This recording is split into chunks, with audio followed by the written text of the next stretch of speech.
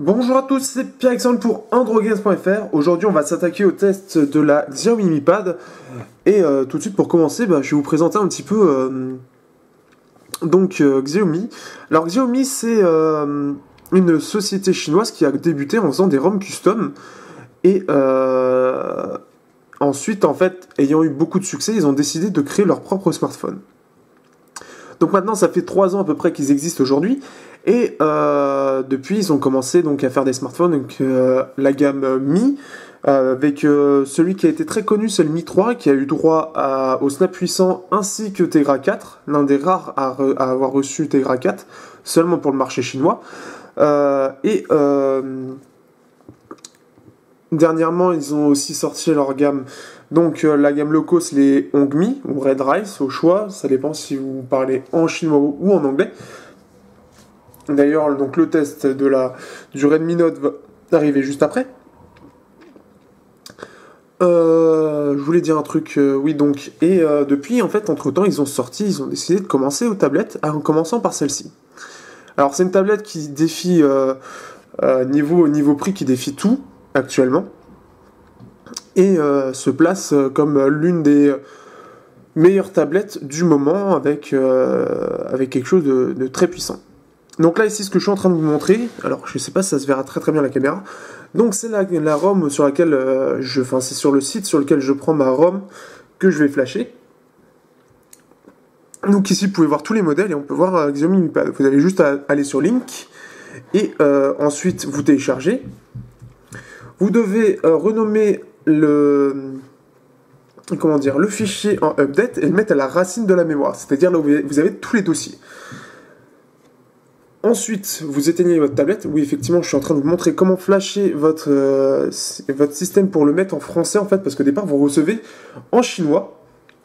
Et en fait, quand vous le recevez en chinois, forcément, vous n'avez pas le Play Store, et vous avez un Play Store en chinois, enfin, pas un Play Store, mais le Store Mi de Xiaomi, donc. En fait, il faudra flasher la ROM. Donc, ici, c'est une ROM européenne, .eu. Et donc multilingue, c'est multi. Donc là en fait, ensuite vous rallumez la tablette en faisant Power et Volume Plus en même temps. Et vous allez arriver sur un menu. Donc ici vous avez le Recovery, donc Recovery Mi 2.0.1 pour moi. Et donc vous naviguez avec le volume, donc là je vais sur English, Power pour valider.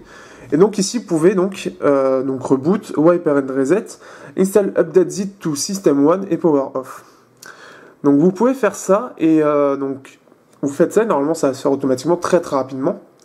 Quand vous faites reboot, vous avez le choix entre deux systèmes, donc ça veut dire que normalement vous avez droit à un dual boot. Alors par contre, ça je ne le confirme pas, c'est vraiment une supposition, c'est une hypothèse, mais ça permettrait donc d'avoir une ROM MI8 et une ROM par exemple, une ROM pure. Ce qui permettrait d'avoir tout au même endroit sans avoir, si je comprends bien, sans avoir à retélécharger toutes les applications, etc. Donc ça reste à confirmer, mais voilà. Donc voilà, en même temps, je vous montre un petit peu comment faire, parce que beaucoup demandent à la communauté comment faire pour flasher la ROM. Ici, vous avez la manipulation. Donc là, voilà. Donc là, elle vient de démarrer, comme vous pouvez voir, elle démarre vite. On va commencer donc avec les caractéristiques. J'avais dit qu'il y avait Tegra K1, 2 Go de RAM. On a le Wi-Fi et le Bluetooth. Donc, Bluetooth, le Wi-Fi, donc bien sûr ici. Par contre, vous n'avez pas de puce GPS, donc si vous attendez à ça, malheureusement, vous n'y aurez pas droit. La puce graphique, c'est 192 coups d'accord, si je l'ai bien dit. Donc, le Tegra K1 aussi, donc un CPU, donc le processeur, c'est un quad-core A15 version 2. Alors pourquoi version 2? Parce que sur le Tegra 4, vous avez déjà un quad-core A15, et cette fois-ci, en fait, vous en avez une version un peu améliorée, donc qui consomme moins tout en étant plus puissant. Donc ce qui fait qu'on va avoir quelque chose de mieux maîtrisé, de plus puissant, ça défonce tout. Ensuite, parlons au niveau du design. Donc ce que ça contient. Alors, en bas, comme vous pouvez le voir, vous avez des touches sensitives. Petit point que j'aime pas trop, puisque, en effet, au lieu d'avoir comme toutes les dernières tablettes, avoir tout intégré. C'est-à-dire qu'on a les soft keys, c'est-à-dire comme sur Marcos. Ici, donc en fait, intégré à l'écran, les touches intégrées à l'écran, les soft keys. Et bien ici, on aura les touches sensitives. Petite chose que j'aime pas trop, puisque en fait, on peut faire des erreurs de manipulation si on l'utilise comme ça, comme ce que je viens de faire en fait. Petite chose comme ça. Ensuite, vous avez donc le logo Mi ici. J'ai vraiment pas assez de lumière chez moi. Mi avec au centre une caméra 2 mégapixels. Que je vérifie bien ça quand même, parce que les tablettes et moi, c'est-à-dire que niveau photo, c'est pas ce que j'utilise le plus. Youpi, vous voyez ma tête. Alors, est-ce que... Bah non, on peut même pas choisir. Donc ça, c'est le souci, parce qu'ils ont enlevé...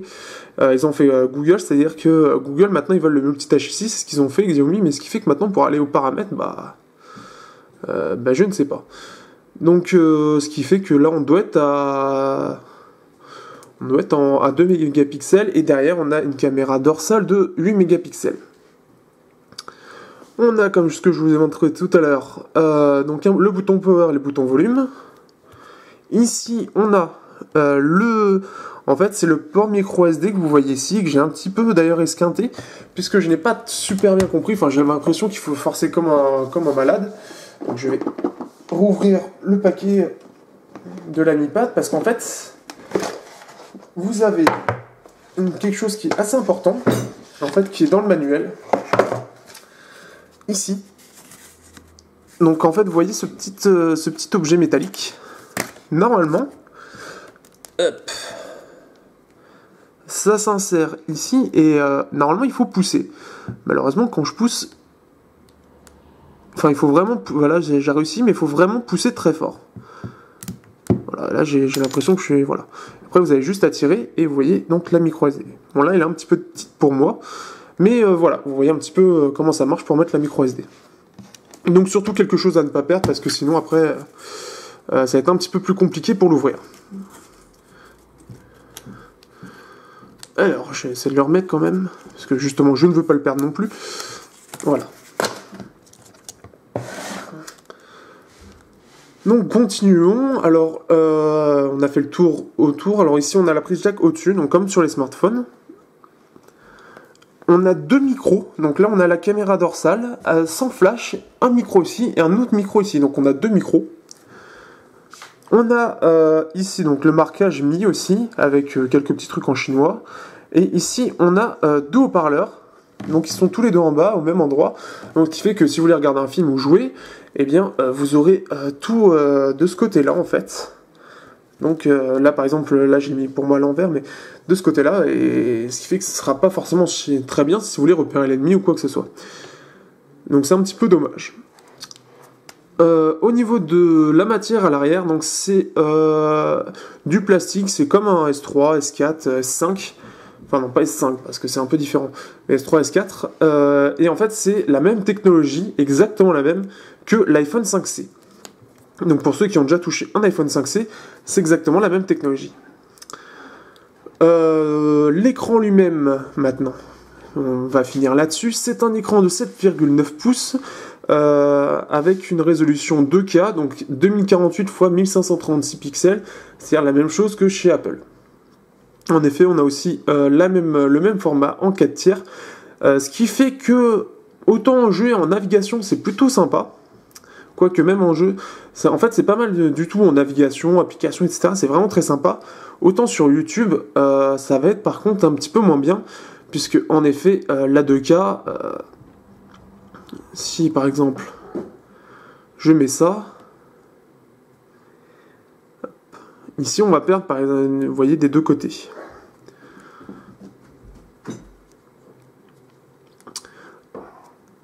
Après, pour les jeux, c'est plutôt pas mal, mais on trouvera que c'est un petit peu haut, et l'effet 16, comme on n'a pas l'effet 16 neuvième, malheureusement, on a l'impression qu'on perd un petit peu de côté les largeurs. D'ailleurs, pour voir un petit peu la différence au niveau de l'écran, c'est un peu compliqué, là, comme vous pouvez le deviner. Je sais pas trop comment je vais faire.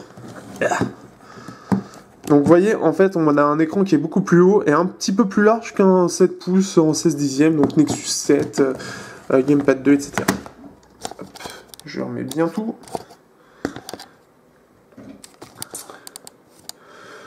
Au niveau de l'écran lui-même, alors il est plutôt lumineux, par contre il reste moins lumineux que Marcos Gamepad 2, donc les deux sont au maximum.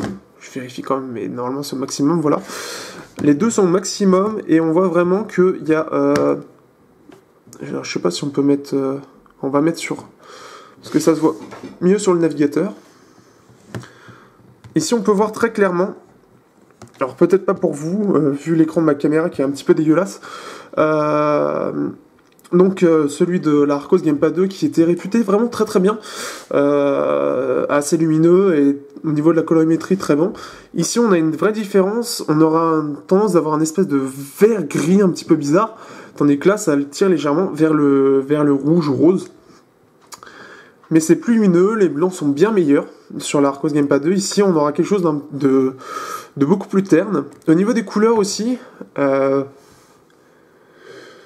Au niveau des couleurs, ouais, alors, au niveau des couleurs, on peut voir ici, là, je pense que vous le verrez bien. Donc, c'est plus vif, on a de meilleures couleurs, c'est plus agréable. Alors que sur l'Amipad, on a quelque chose qui est un petit peu plus terne et puis aussi une moins bonne, comment, luminosité. Les angles de vision aussi n'aident pas non plus puisqu'on perd aussi de la luminosité comme ça. Par contre, bon point, c'est la luminosité minimum qui est vraiment, quand on dit minimum, c'est minimum. Donc, vous voyez la différence. C'est-à-dire que pour ceux qui connaissent les AMOLED, etc., où la luminosité minimum est vraiment peu illuminée, bah, ça fera plaisir, alors que si on compare à Marcos, qui est pas vraiment réputé pour ça, on dirait carrément que c'est quasiment éteint. Donc là, on peut voir, là, niveau minimum, ça éclate tout. Voilà. Qu'est-ce que je peux dire d'autre ? Bah, je pense que j'ai tout dit de ce côté-là. Donc maintenant, on va passer au software.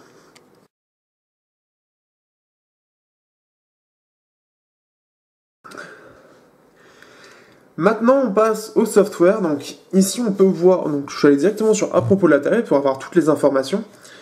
Alors, software, on est sur du 4.4.4, donc la dernière version d'Android disponible, hein, même les Nexus, c'est 4.4.4.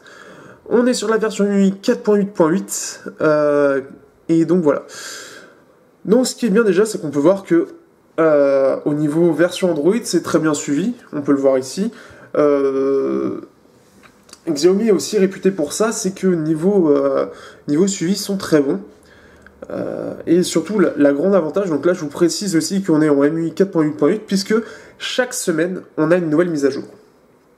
Donc ces mises à jour qui viennent chaque semaine permettent de régler des petits défauts, des petits bugs, et permettent d'ajouter parfois aussi des features. Donc c'est un petit peu tout, c'est-à-dire qu'ils vont modifier des choses, ils vont faire ça chaque semaine pour améliorer l'expérience utilisateur. D'ailleurs, actuellement, sur la version KitKat, c'est encore une version, on va dire, de début KitKat en fait, puisque la plupart des applications que je trouve intéressantes personnellement ne sont pas encore intégrées. En effet, si vous avez vu celui du Redmi Note, vous aviez le centre des sécurités, ainsi que les thèmes.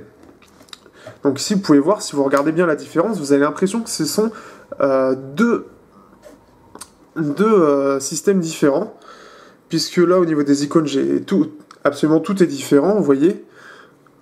Là, on a une espèce de ressemblance, mais c'est un thème que j'ai appliqué, puisque donc il manque le centre de sécurité, que je vous montre très rapidement, où vous avez un antivirus, vous avez quelque chose pour gérer l'énergie, vous avez le nettoyage du cache, etc., un moniteur de données pour la 3G, un anti-spam pour si vous voulez bloquer des gens, des mails, des choses comme ça, et un système de permission qui permet entre autres donc de gérer les applications qui peuvent accéder ou non à certaines fonctions du téléphone. Donc par exemple Skype qui va absolument prendre des photos alors qu'il n'a aucun intérêt de prendre des photos. Et ce qui permet en fait, dès que ça va accéder, ça va popper et vous dire, vous allez juste dire bah non, je veux pas qu'il accède à tel truc. Donc ça c'est quelque chose, des petites choses comme ça, il y en a d'autres que j'ai pas envie de montrer là puisque ça prendrait un peu beaucoup de temps et que là on est sur l'Amipad. si vous voulez voir en complet ce qu'il y a, en plus, vous regarderez, ça arrivera un petit peu plus tard, le test complet du Redmi Note où je détaillerai un petit peu tout ce qu'il y a. D'intégrer aussi, vous avez des petites choses en plus. Donc ici on a WPS Office, on a des choses en chinois que je ne pige rien, donc là ça doit être quelque chose pour faire des documents. Mais comme c'est en chinois, bah, ça va pas être super utilisable. Vous voyez, là je peux pas faire grand chose. Vous avez donc Flipboard, vous avez un YouTube HD qui est en chinois aussi, et ça je ne sais pas non plus ce que c'est. Donc voilà, je ne fais rien parce que je ne sais pas. Vous avez un système pour gérer la RAM, vous avez l'appareil photo. Appareil photo très simplifié. Donc là j'ai un mode miroir. Vous avez beaucoup de choses, donc si on met en aucun, voilà. Par contre le souci, donc là on n'a pas le flash déjà. Et le souci c'est que ça aura tendance, et là on voit beaucoup d'ailleurs, c'est qu'il y a beaucoup de grains sur les photos.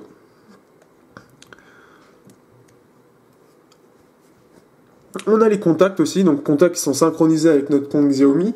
L'agenda, l'email, paramètres, donc ça c'est ce qu'on a vu.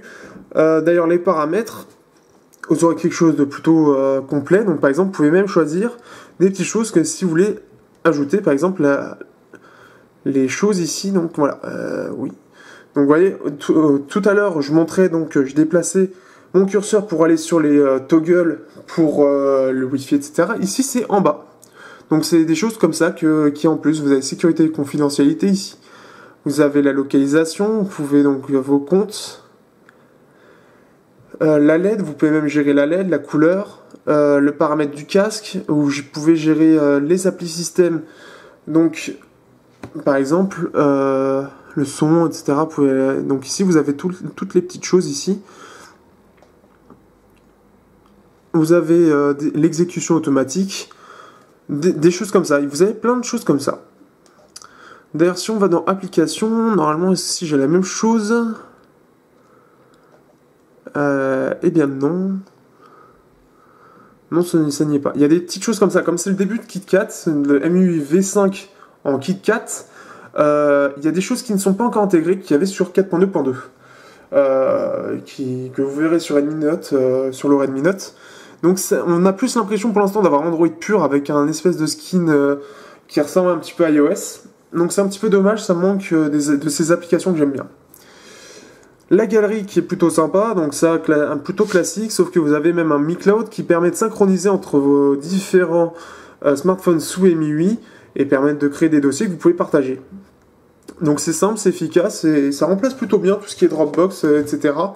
C'est vraiment bien. Par exemple, sur le forum, j'ai pu facilement partager donc les captures d'écran pour la Mi Pad et ce que je peux ajouter ensuite très simplement. Donc c'est vraiment très efficace. D'ailleurs, vous pouvez voir des petites choses ici, par exemple pour le son, sur mon test du Hongmi. Donc voilà, c'est des petites choses comme ça. Qu'est-ce que je peux dire d'autre après? Donc il y a la musique. Donc musique, bon là j'en ai plus, mais vous avez un appareil qui est plutôt sympa, qui est un peu différent dessus sur smartphone, mais c'est sympa. Voilà. Après, donc en lui-même, le système est plutôt bien optimisé. On peut voir là, c'est bien fluide. Donc, hop, si je veux aller par exemple dans les paramètres, comme je ne sais plus comment y aller, comme il n'y a plus ça, donc là je peux aller dans paramètres. Et vous pouvez voir, c'est très fluide, il n'y a pas de souci, c'est réactif. Si j'ouvre Gmail, voilà, on peut voir. Si j'ouvre la Tegra Zone, c'est très rapide. Le système est super rapide, super bien optimisé par rapport au processeur. Donc c'est vraiment très agréable d'être avec. En plus de ça, le fait qu'il y ait des mises à jour régulières permettent d'avoir un système qui s'améliore au fil du temps. Toujours plus. Qu'est-ce que je peux dire d'autre après? Qu'est-ce que vous avez? Oui, vous avez aussi donc la synchronisation Xiaomi. Donc vous pouvez créer un compte Xiaomi pour synchroniser vos contacts, la galerie Mi Cloud comme je vous ai montré, les notes, le Wi-Fi. Donc ça veut dire que vous pourrez très facilement partager les Wi-Fi avec lesquels vous pouvez être connecté.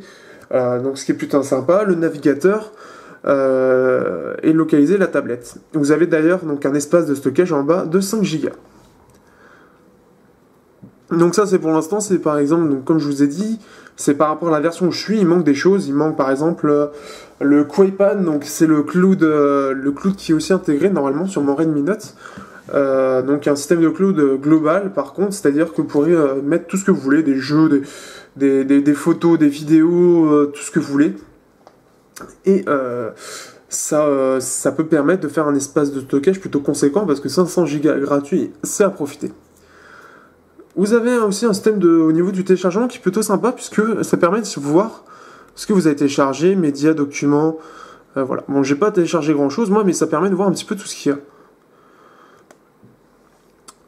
Vous avez d'autres choses, donc le micrédit qui pour l'instant ne va pas être très utile, mais ça peut permettre pour le système de thème notamment, ainsi que pour la musique aussi, pour les sonneries, pour personnaliser un petit peu pour les vidéos aussi.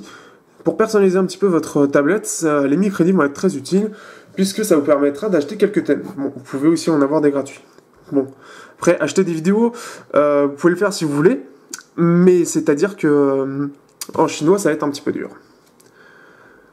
La tablette aussi sous Xiaomi.eu pour finir est routée, comme vous pouvez voir, Super SU. Donc c'est-à-dire que vous pourrez déjà utiliser des applications root, donc comme Titanium Backup, comme CPU Saver, CPU je ne sais plus quoi, AnTuTu Master, des choses comme ça, pour sauvegarder votre CPU, pour voir comment ça fonctionne et des choses comme ça. Moi personnellement je l'utilise parce que j'ai pris la version 16 Go de l'Amipad, il en existe aussi une version 64, et donc 16 Go pour les jeux ça se remplit très vite, surtout quand on a des jeux comme XCOM, Portal ou Half-Life. C'est pour ça qu'il y a GL2SD qui permet en fait de déplacer sur la SD vos jeux. Donc certains voudront bien se lancer directement sur l'application, mais certains il faudra les lancer directement sur ce lanceur, sur l'application. Donc je pense que j'ai tout dit là-dessus. Maintenant on va passer au benchmark où il va y avoir une bonne petite surprise sur 3D Mark. Donc regardez bien, je pense que vous allez être assez impressionnés. Ensuite les jeux et ensuite l'autonomie.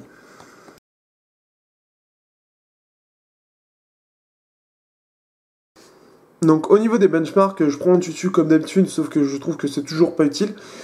Par exemple ici, ce qui avait été annoncé c'était à peu près 42 000 points, là j'en ai fait 37 000, pour quelle raison je ne sais pas.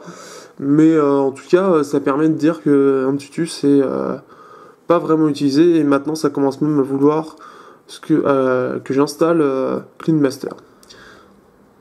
Donc ici on se retrouve sur GFX Bench, qui est un bench très très complet que j'ai découvert il n'y a pas très longtemps.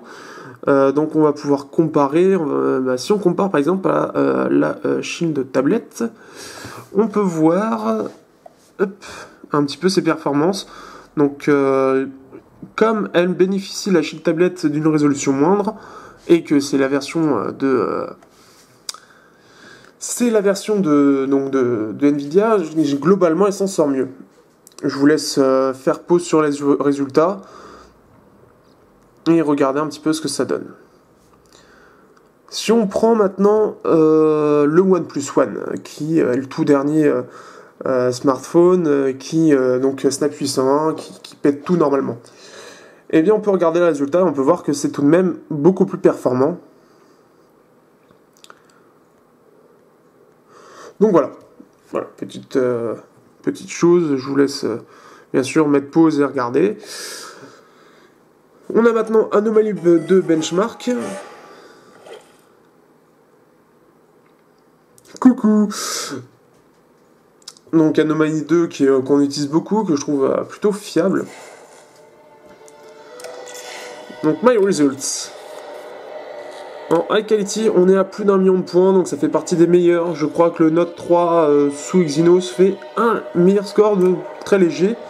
Et Medium Qualité, il fait partie des meilleurs au niveau des points. Je vous laisse comparer ça avec l'article de notre site qui référence les différents résultats. On se retrouve sur 3D Mark, et là on a un score qui change de d'habitude, avec un score de 26 101 points. Donc c'est tout bonnement excellent, bien sûr. D'ailleurs, il y a déjà 17 personnes, on peut recommander la tablette. Il y a déjà 17 personnes qui la recommandent. Donc ici, Device Channel, si on va comparer les résultats. On va les comparer. Il faut que j'ai Device Channel. Donc là, on se retrouve à être aussi puissant. Regardez bien le score. On se retrouve à être aussi puissant que le Samsung Active Smart PC Pro, qui est équipé d'un Intel Core i5 3317U, qui a un Core i5 basse consommation, et une HD graphique 4000. Donc on est aussi puissant que ça. Je ne sais pas si vous vous rendez compte, mais c'est énorme. C'est vraiment énorme. Le Oppo Find 7A, qui est juste en dessous, fait quasiment aussi bien. Donc on se retrouve un petit peu en dessous. D'ailleurs, je me souviens pas qu'il était avec un snap puissant, mais bon. En tout cas, on peut voir donc qu'on a près de 10 000 points d'avance par rapport au Snapdragon 801. On a une sacrée belle avance. Donc voilà, le Tegra 1 montre sur ce bench qu'il est vraiment très très puissant. Nous avons ensuite Geekbench. Et je pensais avoir fait le truc, on va relancer. Donc maintenant, on se retrouve sur Geekbench. Alors, ici, on peut voir, ici c'est les tests du OnePlus One au niveau de Geekbench, et ici donc l'AnyPad. Donc en single core, on est à 100 points de plus, donc il y a quand même une différence. Et en multicore, on a 1000 points de plus. Il faut savoir que 3349 points, ça commence à faire beaucoup. On a vraiment une puissance de PC. Je crois qu'on a tout fait d'ailleurs là-dessus.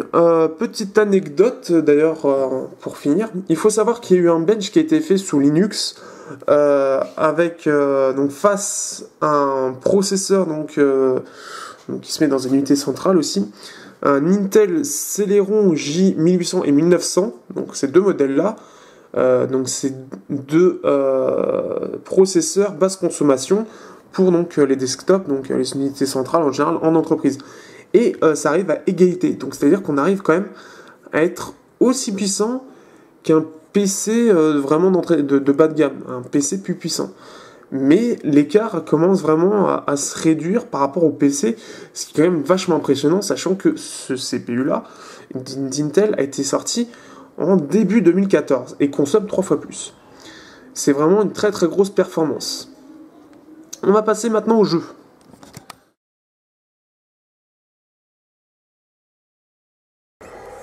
Donc on se retrouve sur Asphalt.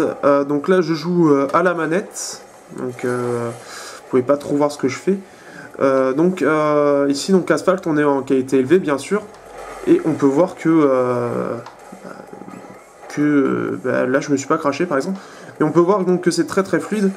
Et que ça, il n'y a aucun souci, c'est à fond, c'est très fluide, c'est très beau. L'écran 2K aussi est vraiment très utile puisqu'il permet d'avoir une très très très bonne finesse d'affichage. Et par exemple par rapport à ma Arcos Gamepad qui est maintenant un petit peu vieille, hein, on n'a pas cet aliasing de fou qui est en fait un petit peu à cause de la résolution. Ici c'est hyper fin. Ça fait presque petit jeu PC, donc c'est vraiment pas mal, c'est vraiment joli, vous pouvez vraiment admirer les détails, c'est génial, je trouve que c'est vraiment pas mal. Ça tourne au poil bien sûr, bon forcément, heureusement d'ailleurs, puisque c'est un processeur, le processeur le plus puissant du moment. Donc là on se retrouve sur Dead Trigger 2, toujours à la manette, donc on va pouvoir voir un petit peu ce que ça vaut au niveau graphisme. Alors ça aura tendance un petit peu à laguer sur Dead Trigger 2, pourquoi, ça c'est la question, et en fait c'est parce que les modèles, je pense que c'est surtout pour ça, dès qu'il y a un peu trop de modèles affichés, le jeu lag parce que en fait les modèles sont, par rapport aux versions que vous jouez quand vous jouez en Egg en fait, les modèles sont beaucoup mieux modélisés, sont beaucoup plus fins. Beaucoup plus polygones. Beaucoup plus de polygones, pardon. Ça fait un peu con ce que j'ai dit. Ce qui fait que parfois vous pouvez vous retrouver avec des lags en fait dès qu'il y a un peu trop de monde. Si vous regardez bien, vous voyez que le personnage est plutôt bien modélisé. Par rapport à ce que j'ai pu faire sur mon Note 3, c'est carrément mieux. Le jeu est d'ailleurs très très fin, très joli. Pareil, on a l'impression d'avoir un petit jeu. Un petit jeu de PC tellement c'est beau par rapport à ce qu'on peut voir d'habitude. Ensuite, petite chose par exemple sur Dead Trigger par exemple qui est voilà, il y a juste ça par exemple, où là, ça me manque un petit peu de polygones. Le seul souci, c'est les haut-parleurs, qui, comme ils sont que d'un côté, et merde. Je vais mourir. Je vais mourir. Ah là, je suis coincé en plus. Ah oui. Donc voilà. Donc le seul souci, c'est que par contre, comme on a les haut-parleurs d'un même endroit, donc ici, derrière, le son est en mono, et donc pour ça, il faudra peut-être un dock. Donc ce que j'ai fait moi, j'ai pris pour l'instant mon dock de Marcos 100XS2 pour la faire tenir. Mais si vous arrivez à trouver, et ça sera dans un prochain test qui va arriver bientôt, un dock avec des haut-parleurs stéréo, ça pourrait être un vrai plus niveau immersion. Voilà. Maintenant, on va passer à du très très lourd. Et là, attention, ça va piquer les yeux. On va passer à Half-Life 2. Bon, d'abord Portal. Half-Life 2, on le réserve pour après. Donc là, on a droit au portage qui a été commandé par par Nvidia, de Portal pour montrer un petit peu les performances. Donc déjà sous Tegra 4 pour la Shield, la Shield portable. Donc c'est aussi pour... Dans une certaine logique, c'est jouable aussi sur Nvidia Tegra 15. Donc là, par contre, pour jouer à Portal, il faudra forcément avoir une manette, puisque c'est fait pour être joué à la manette.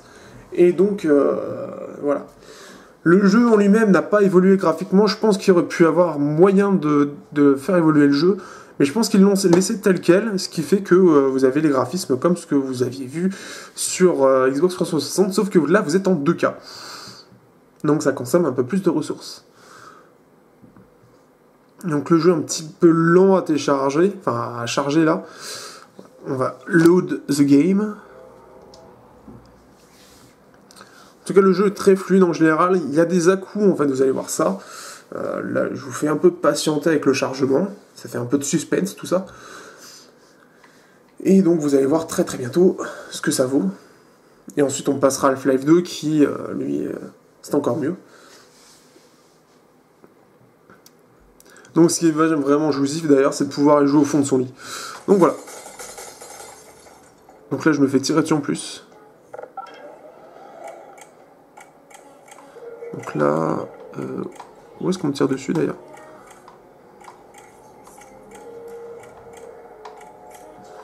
Je ne sais pas comment je vais faire. Donc je pense que c'est pareil, comme vous voyez ici, il y a pas mal de polygones.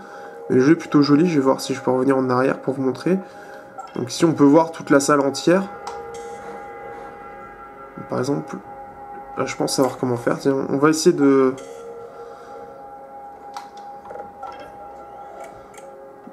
passer ça.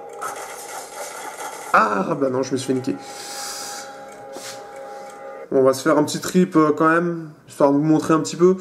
Mais voilà, vous pouvez voir que le jeu est vraiment beau. Bon, ça reste, quand je dis beau, il est aussi beau que sur la version 360, enfin PC plutôt.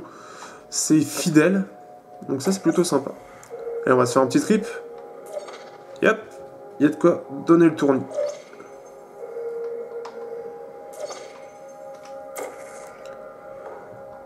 Et non, et ben voilà.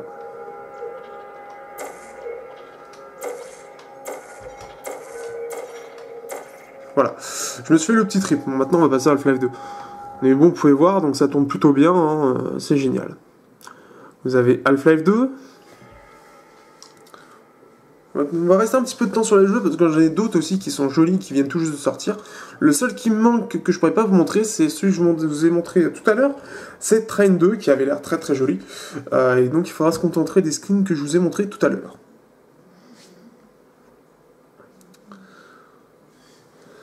Donc voilà, on se retrouve enfin sur Half-Life 2 ici. Donc pareil, on est à quelque chose de fidèle à l'original. On est en fait je pense en version haut, donc normalement on a tous les effets graphiques, etc. Ici c'est le début, j'ai pas encore pu vraiment commencer, je me suis surtout mis à Portal.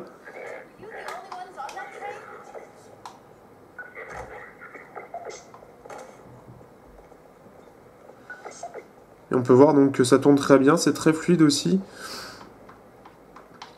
Donc pareil, ça joue à la manette. On peut voir même les petits effets en bas. Je ne sais trop quoi.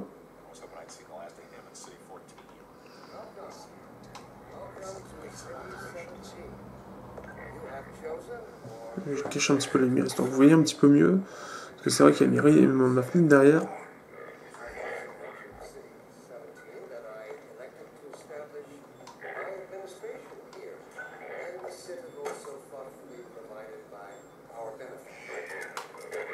Voilà. Là, on...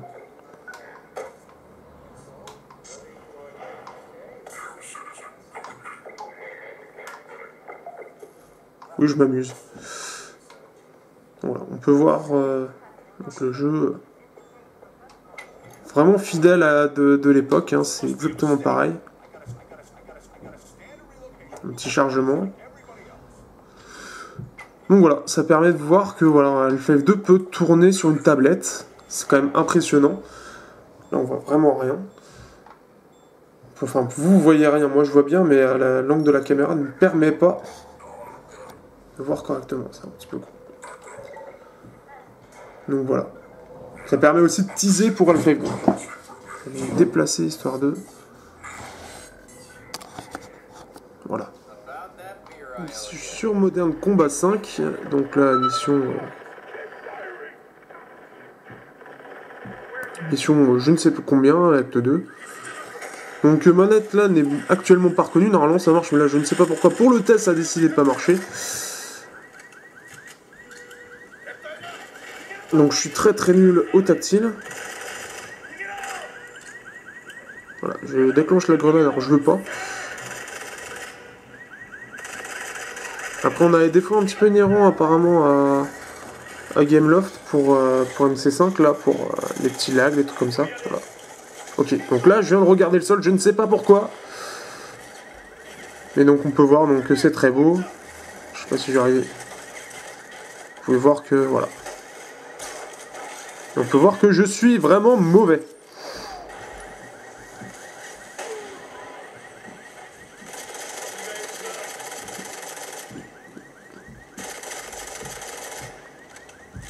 Ah non, je suis mauvais. Je suis vraiment mauvais. J'ai l'impression d'être l'IA tellement je suis mauvais.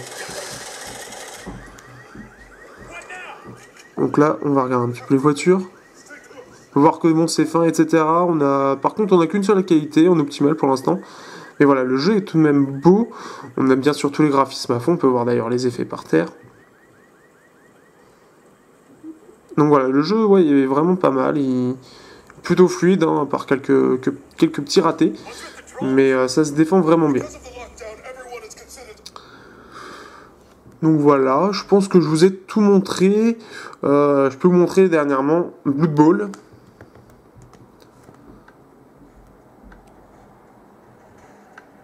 Donc Blood Bowl, c'était un petit jeu de football US, mais avec bah voilà, des orques, des choses comme ça. Vous avez des elfes aussi, vous avez le chaos, vous avez je ne sais plus quoi, et les humains bien sûr.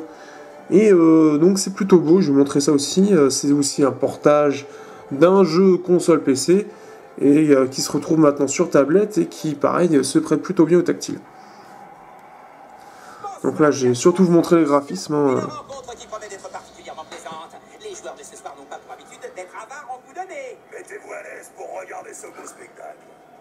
Donc voilà, voici le jeu, il est fidèle aussi au jeu de la console, donc c'est pas non plus une bête de guerre niveau graphisme, mais on peut voir que ça reste quand même tout de même très fin, etc.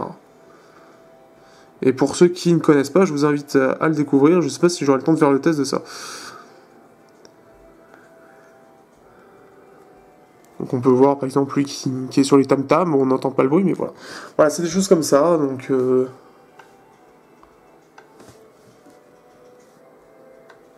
Alors, on va avoir un petit peu d'activité quand même. Donc voilà. Ben voilà pour la partie jeu. La partie émulateur, comme je l'ai dit pour ceux qui n'auraient pas suivi sur notre site l'article, tout ce qui est émulateur, ça va être sur une vidéo à part que je vais faire juste après le test. Donc ça devrait arriver une ou deux journées après. Et donc je vais reprendre surtout Raycast et Dolphin Emulator, PPSP et Drastic pour vous montrer un petit peu ce que ça vaut. Donc maintenant, on va passer à l'autonomie.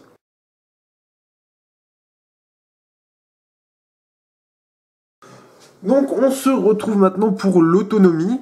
Donc au niveau de l'autonomie, on va avoir quelque chose qui pourrait faire peur, sachant qu'on a une batterie de 6700 mAh et qu'on a un processeur qui est très gourmand ainsi qu'un écran de 2K. On peut se poser la question de savoir si ça dure longtemps ou pas. Pour faire durer le suspense, je vais rappeler juste qu'il y a peu de temps, la Shield de tablette venait de sortir, et au niveau de l'autonomie, c'est vraiment pas glorieux, puisque avec une batterie de 5700 mAh, si je dis pas de bêtises, et un écran Full HD, donc de 10 pouces, en jeu, la tablette tenait 2 à 3 heures, ce qui fait vraiment peu. Surtout pour quelque chose vendu à 400 euros, ce qui est un peu bizarre, surtout que la Shield portable était équipée d'une batterie de 7000 ampères. Donc, est-ce que Xiaomi aurait fait aussi une erreur en mettant que 6700 mAh? Eh ben, je vais vous le dire tout de suite. Non. En effet, ils ont pu plutôt bien gérer. Alors déjà, vous voyez, on a un mode d'alimentation, on peut mettre en mode normal, ce que je laisse, mode économie d'énergie ou mode performance. Donc en mode performance, à mon avis, ça là-dessus, c'est la batterie violent. Vous pouvez choisir aussi si vous voulez faire en style graphique pour l'icône de batterie, ou carrément, hop, je reviens, ou une barre linéaire en fait qui est au-dessus. Donc c'est des petites choses comme ça que j'aime bien chez Xiaomi, c'est qu'on peut personnaliser vraiment son truc. Donc l'utilisation de la batterie, donc là en fait j'ai fait mon test 40% dessus hein, quand même, à montrer l'écran, à jouer, à télécharger, à faire des benchmarks. Donc là en fait il y a eu des bons, hein, si vous faites pas attention par rapport à ce que j'ai fait en début, puisque j'ai recommencé plusieurs fois mon test et que je l'ai recommencé plus tard. Donc actuellement là, on est à 2h30, écran allumé à 60%, sachant que j'ai laissé le Bluetooth. Alors j'ai laissé le Bluetooth, j'ai laissé le Wi-Fi. Et qu'est-ce que je voulais dire d'autre? Et que j'ai mis, d'ailleurs, ça va voir vite que je le change, j'ai mis la luminosité au maximum. D'ailleurs, je change ça, on verra ça après. La luminosité au maximum, donc comme je disais.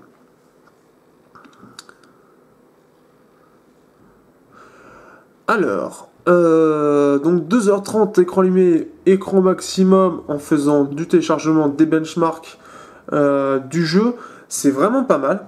C'est une bonne autonomie, c'est-à-dire que là, actuellement, la Shield tablette serait à 20% au mieux. Donc comme quoi, ça se défend plutôt bien, sachant que vous voyez, j'ai lancé du XCOM, Half-Life 2, qui apparaît, qui sont très consommateurs d'énergie. Donc là-dessus, ça a été plutôt bien maîtrisé. Ce qui fait que, alors, au niveau des jeux, vous pouvez compter entre 4 et 6 heures, puisque 4 heures, ce sera plus pour les jeux de type Portal, Half-Life 2 ou XCOM qui sont extrêmement consommateurs d'énergie, et 6 heures, ce sera plus pour les jeux type Asphalt ou Modern Combat 5 qui, eux, n'utilisent pas toutes les ressources disponibles.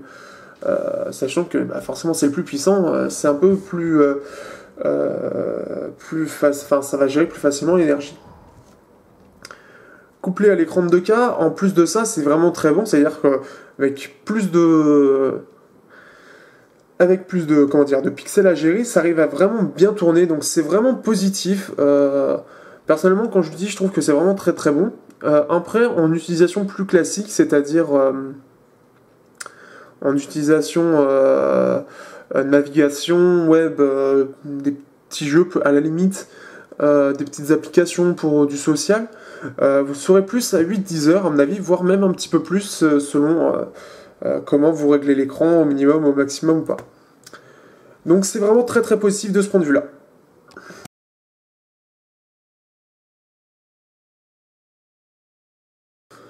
Donc pour conclure, qu'est-ce qu'on peut dire sur cette tablette? Bah beaucoup de choses de positives déjà, puisqu'en effet on a un format qui est en 4 tiers, qui est plutôt positif pour la navigation ainsi que les jeux, c'est plutôt sympa.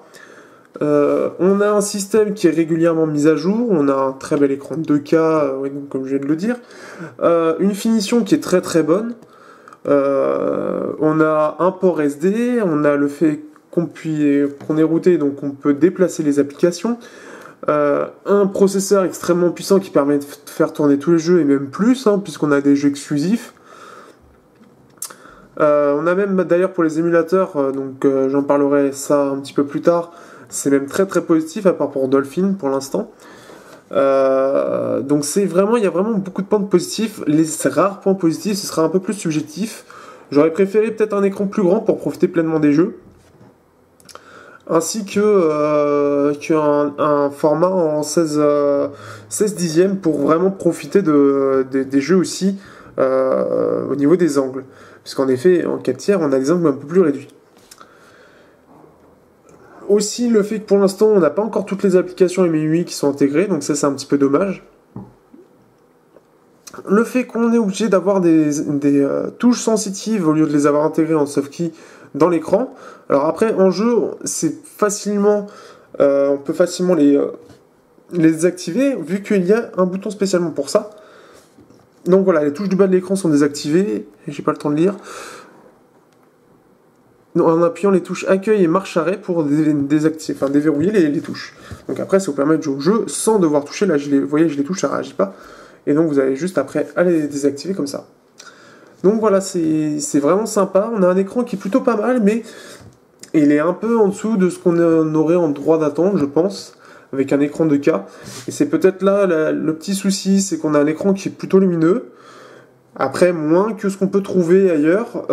Par contre, le point positif, c'est qu'au minimum, il est vraiment peu lumineux. Donc la nuit, c'est vraiment agréable. Qu'est-ce qu'on a d'autre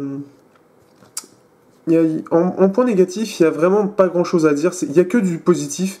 Vu que la tablette est routée de base, on peut donc mettre autant de jeux qu'on veut.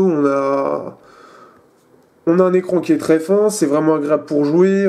Il n'y a pas vraiment de points négatifs. Peut-être le fait que voilà, c'est pour nous, c'est pour le côté Andro Games, le fait que ce soit pas vraiment une tablette de jeu et que c'est une tablette plus performante que de jeu.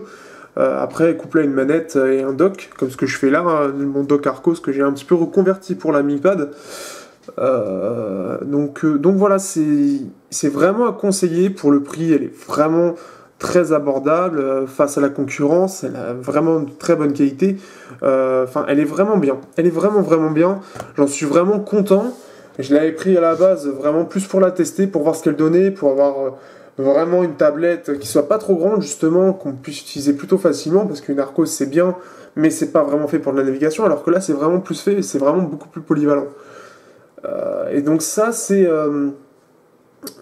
vraiment dans l'ensemble, globalement, c'est vraiment très bon, et ses défauts sont vraiment, c'est purement subjectif, après c'est à vous de voir, mais pour le prix c'est vraiment excellent. Je la recommande vraiment, c'est vraiment bien. Donc voilà, à bientôt pour un prochain test sur androgames.fr.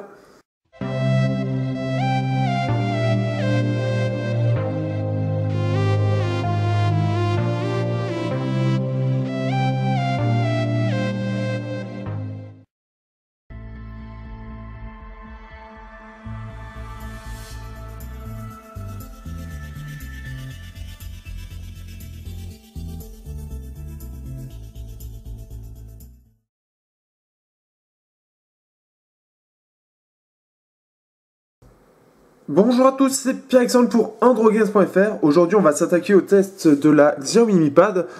Et tout de suite, pour commencer, je vais vous présenter un petit peu Xiaomi. Alors, Xiaomi, c'est une société chinoise qui a débuté en faisant des ROM custom. Et ensuite, en fait, ayant eu beaucoup de succès, ils ont décidé de créer leur propre smartphone. Donc maintenant, ça fait 3 ans à peu près qu'ils existent aujourd'hui. Et depuis, ils ont commencé donc à faire des smartphones, donc la gamme Mi, avec celui qui a été très connu, c'est le Mi 3, qui a eu droit au Snap 800 ainsi que Tegra 4, l'un des rares à avoir reçu Tegra 4, seulement pour le marché chinois. Dernièrement, ils ont aussi sorti leur gamme, donc la gamme low cost, les Hongmi, ou Red Rice, au choix, ça dépend si vous parlez en chinois ou en anglais. D'ailleurs, donc le test du Redmi Note va arriver juste après. Je voulais dire un truc, oui donc, et depuis, en fait, entre-temps, ils ont décidé de commencer aux tablettes, en commençant par celle-ci. Alors, c'est une tablette qui défie, niveau prix, qui défie tout, actuellement, et se place comme l'une des meilleures tablettes du moment, avec quelque chose de très puissant. Donc là, ici, ce que je suis en train de vous montrer, alors je sais pas si ça se verra très bien à la caméra, donc c'est la ROM sur laquelle c'est sur le site sur lequel je prends ma ROM que je vais flasher. Donc ici, vous pouvez voir tous les modèles et on peut voir Xiaomi Mi Pad. Vous avez juste à aller sur Link et ensuite vous téléchargez. Vous devez renommer le fichier en update et le mettre à la racine de la mémoire, c'est-à-dire là où vous avez tous les dossiers. Ensuite, vous éteignez votre tablette. Oui, effectivement, je suis en train de vous montrer comment flasher votre système pour le mettre en français, en fait, parce qu'au départ, vous recevez en chinois. Et en fait, quand vous le recevez en chinois, bah forcément, vous n'avez pas le Play Store, et vous avez un Play Store en chinois, enfin, pas un Play Store, mais le Store Mi de Xiaomi, donc. En fait, il faudra flasher la ROM. Donc, ici, c'est une ROM européenne, .eu. Et donc multilingue, c'est multi. Donc là en fait, ensuite vous rallumez la tablette en faisant Power et Volume Plus en même temps. Et vous allez arriver sur un menu. Donc ici vous avez le Recovery, donc Recovery Mi 2.0.1 pour moi. Et donc vous naviguez avec le volume, donc là je vais sur English, Power pour valider. Et donc ici vous pouvez donc Reboot, Wiper and Reset, Install Update Z to System 1 et Power Off. Donc vous pouvez faire ça et donc vous faites ça et normalement ça va se faire automatiquement très rapidement. Quand vous faites reboot, vous avez le choix entre deux systèmes. Donc ça veut dire que normalement vous avez droit à un dual boot. Alors par contre, ça je ne le confirme pas. C'est vraiment une supposition, c'est une hypothèse. Mais ça permettrait donc d'avoir une ROM MI8 et une ROM par exemple une ROM pure. Ce qui permettrait d'avoir tout au même endroit sans avoir, si je comprends bien, sans avoir à retélécharger toutes les applications, etc. Donc ça reste à confirmer, mais voilà. Donc voilà, en même temps, je vous montre un petit peu comment faire, parce que beaucoup me demandent à la communauté comment faire pour flasher la ROM. Bah, ici, vous avez la manipulation. Donc là, voilà. Donc là, elle vient de démarrer, comme vous pouvez voir, elle démarre vite. On va commencer donc avec les caractéristiques. J'avais dit qu'il y avait Tegra K1, 2 Go de RAM. On a le Wi-Fi et le Bluetooth. Donc, Bluetooth, le Wi-Fi, donc bien sûr ici. Par contre, vous n'avez pas de puce GPS, donc si vous attendez à ça, malheureusement, vous n'y aurez pas droit. La puce graphique, c'est 192 coups d'accord, si je l'ai bien dit. Donc, le Tegra K1 aussi, donc un CPU, donc le processeur, c'est un quad-core A15 version 2. Alors pourquoi version 2? Parce que sur le Tegra 4, vous avez déjà un quad-core A15, et cette fois-ci, en fait, vous en avez une version un peu améliorée, donc qui consomme moins tout en étant plus puissant. Donc ce qui fait qu'on va avoir quelque chose de mieux maîtrisé, de plus puissant, ça défonce tout. Ensuite, parlons au niveau du design. Donc ce que ça contient. Alors, en bas, comme pour le système de thème, notamment, ainsi que pour la musique aussi, pour les sonneries, pour personnaliser un petit peu pour les vidéos aussi, pour personnaliser un petit peu votre tablette, les microcrédits vont être très utiles, puisque ça vous permettra d'acheter quelques thèmes. Bon, vous pouvez aussi en avoir des gratuits. Bon, après, acheter des vidéos, vous pouvez le faire si vous voulez, mais c'est-à-dire que en chinois, ça va être un petit peu dur. La tablette aussi sous Xiaomi.eu pour finir est routée, comme vous pouvez voir, Super SU. Donc c'est-à-dire que vous pourrez déjà utiliser des applications root, donc comme Titanium Backup, comme CPU Saver, CPU je ne sais plus quoi, Antutu Master, des choses comme ça, pour sauvegarder votre CPU, pour voir comment ça fonctionne et des choses comme ça. Moi personnellement je l'utilise parce que j'ai pris la version 16 Go de la Mi Pad, il en existe aussi une version 64, et donc 16 Go pour les jeux ça se remplit très vite, surtout quand on a des jeux comme XCOM, Portal ou Half-Life. C'est pour ça qu'il y a GL2SD qui permet en fait de déplacer sur la SD vos jeux. Donc certains voudront bien se lancer directement sur l'application, mais certains il faudra les lancer directement sur ce lanceur, sur l'application. Donc je pense que j'ai tout dit là-dessus. Maintenant on va passer au benchmark où il va y avoir une bonne petite surprise sur 3D Mark. Donc regardez bien, je pense que vous allez être assez impressionnés. Ensuite les jeux et ensuite l'autonomie.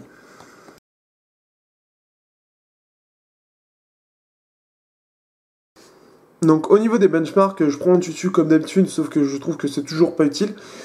Par exemple, ici, ce qui avait été annoncé, c'était à peu près 42 000 points. Là, j'en ai fait 37 000. Pour quelle raison? Je ne sais pas. Mais en tout cas, ça permet de dire qu'un tutu, c'est pas vraiment utilisé. Et maintenant, ça commence même à vouloir que j'installe Clean Master. Donc ici, on se retrouve sur GFX Bench, qui est un bench très très complet que j'ai découvert il n'y a pas très longtemps. Donc on va pouvoir comparer, si on compare par exemple à la Shield tablette, on peut voir un petit peu ses performances. Donc comme elle bénéficie la Shield tablette d'une résolution moindre, et que c'est la version de Nvidia, globalement elle s'en sort mieux. Je vous laisse faire pause sur les résultats et regarder un petit peu ce que ça donne. Si on prend maintenant le OnePlus One, qui est le tout dernier smartphone, donc Snap 801, qui pète tout normalement. Eh bien, on peut regarder le résultat, on peut voir que c'est tout de même beaucoup plus performant. Donc voilà, petite chose, je vous laisse bien sûr mettre pause et regarder. On a maintenant Anomaly 2 benchmark. Coucou. Donc Anomaly 2 qu'on utilise beaucoup, que je trouve plutôt fiable. Donc My Results. En High Quality, on est à plus d'1 million de points, donc ça fait partie des meilleurs. Je crois que le Note 3 sous Exynos fait un meilleur score très léger. Et Medium Qualité, il fait partie des meilleurs au niveau des points.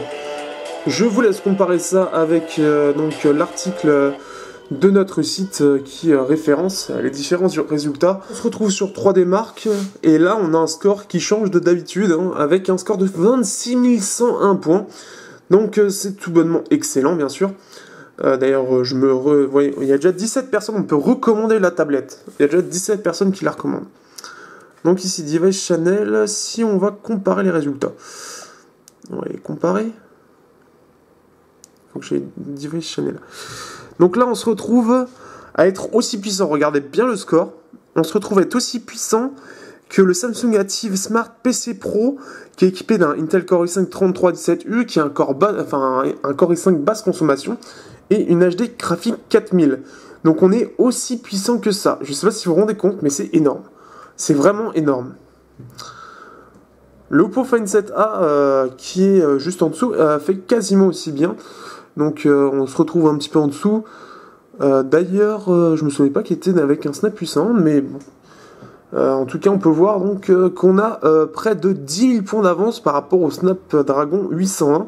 On a une sacrée belle avance. Donc voilà, le Tegra 1 montre sur ce bench qu'il est vraiment très très puissant. Nous avons ensuite Geekbench. Et je pensais avoir fait le truc, on va relancer. Donc maintenant, on se retrouve sur Geekbench. Alors, ici, on peut voir, ici, vous pouvez le voir, vous avez des touches sensitives. Petit point que j'aime pas trop, puisque, en effet, au lieu d'avoir, comme toutes les dernières tablettes, avoir tout intégré, c'est-à-dire qu'on a les soft keys, c'est-à-dire, comme sur Marcos. Ici, donc en fait, intégré à l'écran, les touches intégrées à l'écran, les soft keys, et bien ici, on aura les touches sensitives. Petite chose que j'aime pas trop, puisque en fait, on peut faire des erreurs de manipulation si on l'utilise comme ça, comme ce que je viens de faire en fait. Petite chose comme ça.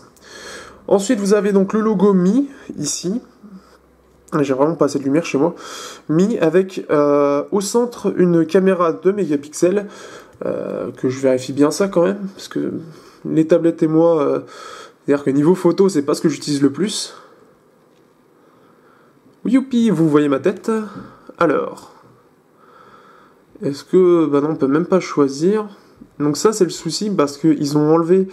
ils ont fait Google, c'est-à-dire que Google, maintenant, ils veulent le multitâche ici, c'est ce qu'ils ont fait, Xiaomi, mais ce qui fait que maintenant, pour aller aux paramètres, je ne sais pas. Donc, ce qui fait que là, on doit être à 2 mégapixels, et derrière, on a une caméra dorsale de 8 mégapixels. on a, comme ce que je vous ai montré tout à l'heure, donc le bouton power et le bouton volume. Ici, on a en fait, c'est le port micro SD que vous voyez ici, que j'ai un petit peu d'ailleurs esquinté, puisque je n'ai pas super bien compris. Enfin, j'ai l'impression qu'il faut forcer comme un malade. Donc, je vais rouvrir le paquet de la Mi Pad, parce qu'en fait, vous avez quelque chose qui est assez important, en fait, qui est dans le manuel. Ici. Donc, en fait, vous voyez ce petit objet métallique. Normalement, hop, ça s'insère ici et normalement il faut pousser.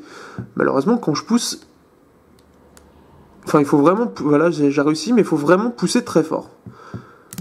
Voilà, là j'ai l'impression que je suis, voilà.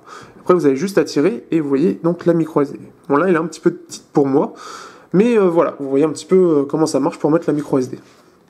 Donc surtout quelque chose à ne pas perdre parce que sinon après ça va être un petit peu plus compliqué pour l'ouvrir.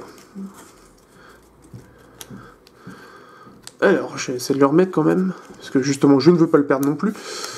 Voilà. Donc, continuons. Alors, on a fait le tour autour. Alors ici, on a la prise jack au-dessus, donc comme sur les smartphones. On a deux micros. Donc là, on a la caméra dorsale, sans flash, un micro ici et un autre micro ici. Donc, on a deux micros. On a ici donc le marquage Mi aussi, avec quelques petits trucs en chinois. Et ici, on a deux haut-parleurs. Donc, ils sont tous les deux en bas, au même endroit. Donc, ce qui fait que si vous voulez regarder un film ou jouer, eh bien, vous aurez tout de ce côté-là, en fait. Donc, là, par exemple, là, j'ai mis pour moi à l'envers, mais de ce côté-là. Et ce qui fait que ce ne sera pas forcément très bien si vous voulez repérer l'ennemi ou quoi que ce soit. Donc, c'est un petit peu dommage. Au niveau de la matière à l'arrière, donc c'est du plastique, c'est comme un S3, S4, S5, enfin non pas S5 parce que c'est un peu différent, mais S3, S4, et en fait c'est la même technologie, exactement la même que l'iPhone 5C. Donc pour ceux qui ont déjà touché un iPhone 5C, c'est exactement la même technologie. L'écran lui-même maintenant, on va finir là-dessus, c'est un écran de 7,9 pouces, avec une résolution 2K, donc 2048 x 1536 pixels, c'est-à-dire la même chose que chez Apple. En effet, on a aussi le même format en 4 tiers, ce qui fait que, autant en jeu et en navigation, c'est plutôt sympa, quoique même en jeu, en fait c'est pas mal du tout en navigation, application, etc., c'est vraiment très sympa. Autant sur YouTube, ça va être par contre un petit peu moins bien, puisque en effet, la 2K... si par exemple je mets ça, hop, ici on va perdre par exemple, vous voyez, des deux côtés.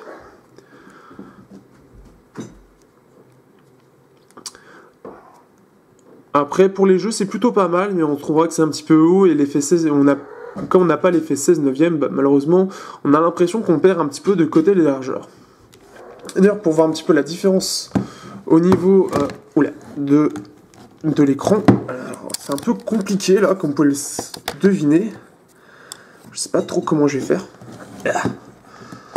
Donc vous voyez, en fait, on a un écran qui est beaucoup plus haut et un petit peu plus large qu'un 7 pouces en 16 dixièmes, donc Nexus 7, Gamepad 2, etc. Hop, je remets bien tout.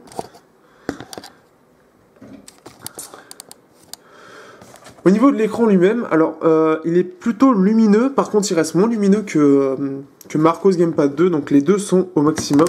Je vérifie quand même, mais normalement c'est au maximum, voilà. Les deux sont au maximum et on voit vraiment qu'il y a... je sais pas si on peut mettre...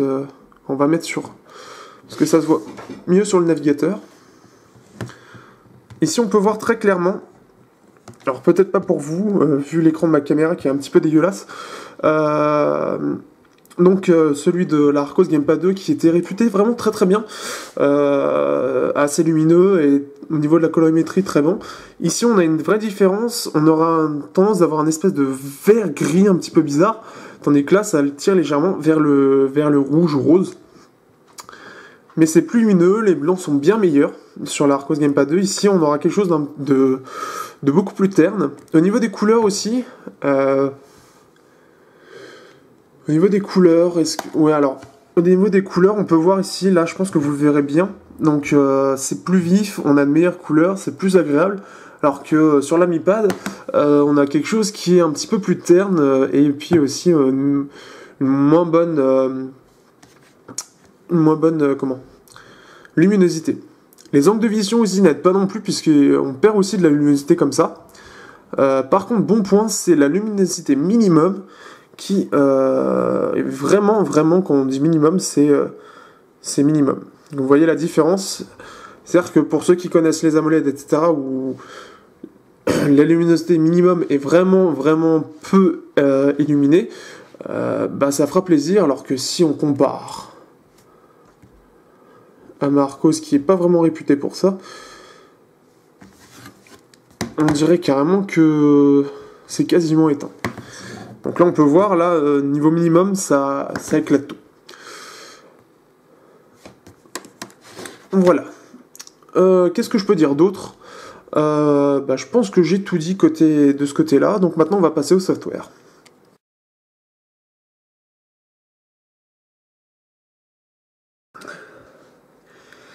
Maintenant on passe au software, donc ici on peut voir, donc je suis allé directement sur à propos de la tablette pour avoir toutes les informations. Alors software, on est sur du 4.4.4, donc la dernière version d'Android disponible, hein, même les Nexus c'est 4.4.4. On est sur la version UI 4.8.8, et donc voilà. Donc ce qui est bien déjà, c'est qu'on peut voir que au niveau version Android, c'est très bien suivi, on peut le voir ici. Xiaomi est aussi réputé pour ça, c'est que niveau suivi, ils sont très bons. Et surtout, la grande avantage, donc là je vous précise aussi qu'on est en MUI 4.8.8, puisque chaque semaine, on a une nouvelle mise à jour. Donc ces mises à jour qui viennent chaque semaine permettent de régler des petits défauts, des petits bugs, et permettent d'ajouter parfois aussi des features. Donc c'est un petit peu tout, c'est-à-dire qu'ils vont modifier des choses, ils vont faire ça chaque semaine pour améliorer l'expérience utilisateur. D'ailleurs actuellement sur la version KitKat, c'est encore une version, on va dire, de début KitKat en fait, puisque la plupart des applications que je trouve intéressantes personnellement ne sont pas encore intégrées. En effet, si vous avez vu celui du Redmi Note, vous aviez le centre des sécurités, ainsi que les thèmes. Donc ici, vous pouvez voir, si vous regardez bien la différence, vous avez l'impression que ce sont deux systèmes différents, puisque là, au niveau des icônes, absolument tout est différent, vous voyez. Là, on a une espèce de ressemblance, mais c'est un thème que j'ai appliqué, puisque donc il manque le centre de sécurité, que je vous montre très rapidement, où vous avez un antivirus, vous avez quelque chose pour gérer l'énergie, vous avez le nettoyage du cache, etc. Un moniteur de données pour la 3G, un anti-spam pour si vous voulez bloquer des gens, des mails, des choses comme ça, et un système de permission qui permet entre autres donc de gérer les applications qui peuvent accéder ou non à certaines fonctions du téléphone. Donc par exemple Skype qui va absolument prendre des photos alors qu'il n'a aucun intérêt de prendre des photos. Et ce qui permet en fait, dès que ça va accéder, ça va popper et vous dire, vous allez juste dire non, je veux pas qu'il accède à tel truc. Donc ça c'est quelque chose, des petites choses comme ça, il y en a d'autres que j'ai pas envie de montrer là puisque ça prendrait un peu beaucoup de temps et que là on est sur la Mi Pad.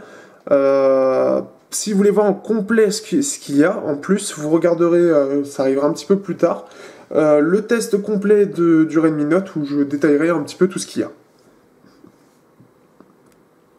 D'intégrer aussi, vous avez des petites choses en plus. Donc ici, on a WPS Office, on a des choses en chinois que je ne pige rien, donc là, ça doit être quelque chose pour faire des documents. Mais comme c'est en chinois, ça va pas être super utilisable. Vous voyez, là, je peux pas faire grand-chose. Vous avez donc Flipboard, vous avez un YouTube HD qui est en chinois aussi, et ça je ne sais pas non plus ce que c'est. Donc voilà, je ne fais rien parce que je ne sais pas. Vous avez un système pour gérer la RAM, vous avez l'appareil photo très simplifié. Donc là j'ai un mode miroir. Vous avez beaucoup de choses, donc si on met en aucun, voilà. Par contre le souci, donc là on n'a pas le flash déjà, et le souci c'est que ça aura tendance, et là on voit beaucoup d'ailleurs, c'est qu'il y a beaucoup de grains sur les photos.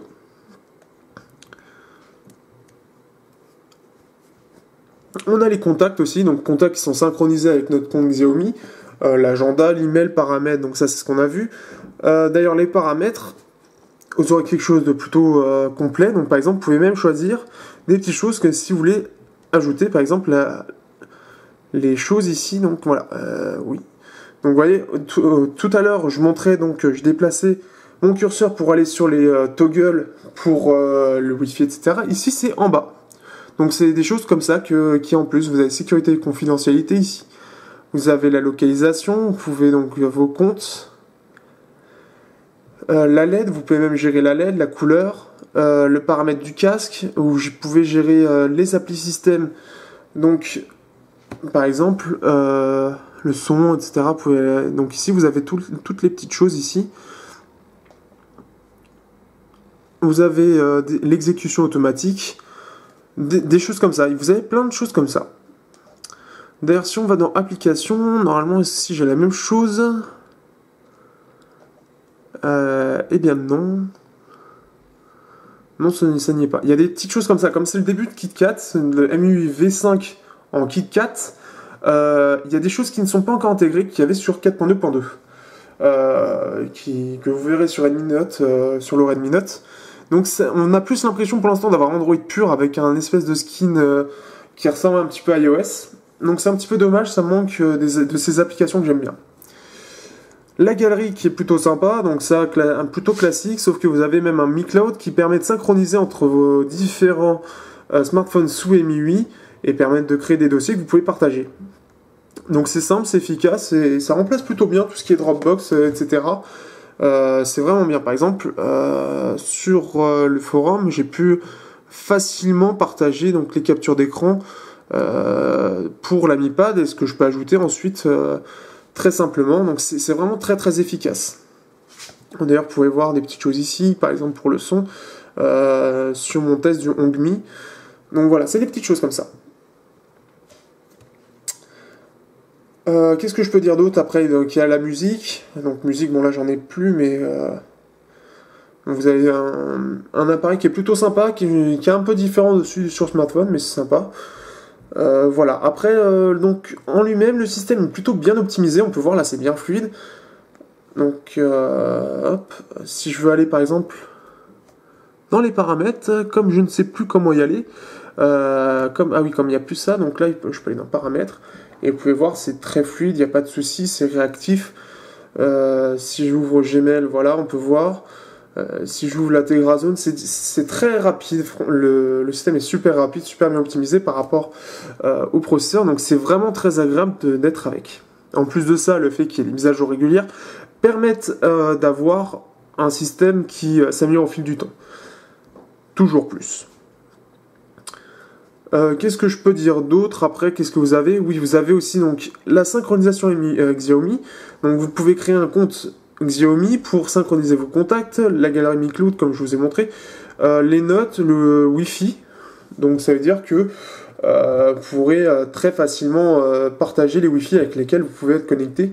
Donc ce qui est plutôt sympa, le navigateur et localiser la tablette. Vous avez d'ailleurs donc un espace de stockage en bas de 5 Go. Donc ça c'est pour l'instant, c'est par exemple, donc, comme je vous ai dit, c'est par rapport à la version où je suis, il manque des choses, il manque par exemple le QuickPad, donc c'est le cloud qui est aussi intégré normalement sur mon Redmi Note. Donc un système de cloud global par contre, c'est-à-dire que vous pourrez mettre tout ce que vous voulez, des jeux, des photos, des vidéos, tout ce que vous voulez. Et ça peut permettre de faire un espace de stockage plutôt conséquent parce que 500 Go gratuit, c'est à profiter. Vous avez aussi un système au niveau du téléchargement qui est plutôt sympa puisque ça permet de voir ce que vous avez téléchargé, médias, documents, voilà. Bon, j'ai pas téléchargé grand chose moi, mais ça permet de voir un petit peu tout ce qu'il y a. Vous avez d'autres choses, donc le micrédit qui pour l'instant ne va pas être très utile, mais ça peut permettre